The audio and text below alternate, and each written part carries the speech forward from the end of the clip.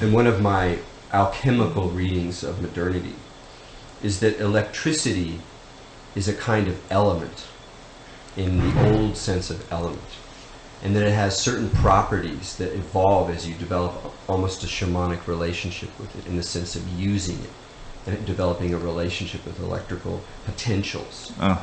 And that sets up a kind of, that interjects a kind of life into the human organism that fundamentally changes it, because it's introducing this element of electricity which has certain properties of communication. I mean, electricity is very strange. It's pretty far out stuff. You just laid out like electricity to somebody and just kind of said, these are how these fields work, and they're not actually da-da-da-da. It's like total science fiction. We're just sort of used to that story. Right. But it's an amazing thing, and those potentials are being then introduced into human communication.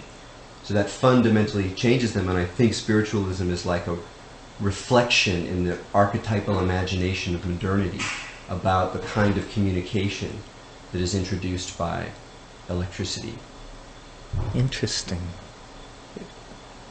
It's sort of, McLuhan had this idea about the third person of the Trinity, the Holy Ghost was electricity, and the covering of the earth by the matrix of the Holy Ghost had initiated the third world age and all this. Right.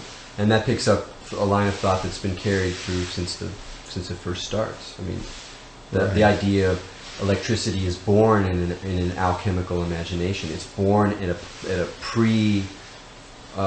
point to the sort of Royal Society break, or whatever you want to call the genuine scientific transformation that split alchemy into this shadow realm of culture. But it comes up in that alchemical matrix. In Mason-Dixon, there are scenes in Philadelphia in the 1770s in coffee houses where electricity is being sold as a drug. You pay your money and then you grab onto this thing and they rip this thing around until it throws you off, and you pick yourself up off the floor and then go back and pay again and yet more. Just this insane